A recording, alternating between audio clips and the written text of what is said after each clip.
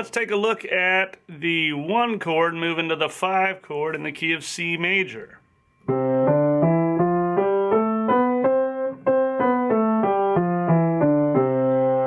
Okay, the 1 chord's going to be a C. And the 5 chord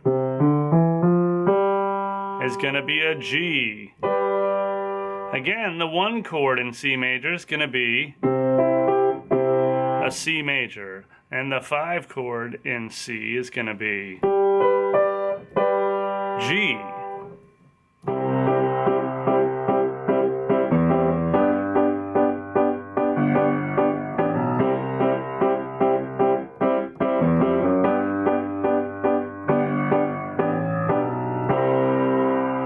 That's the 1 chord moving to the 5 chord in C.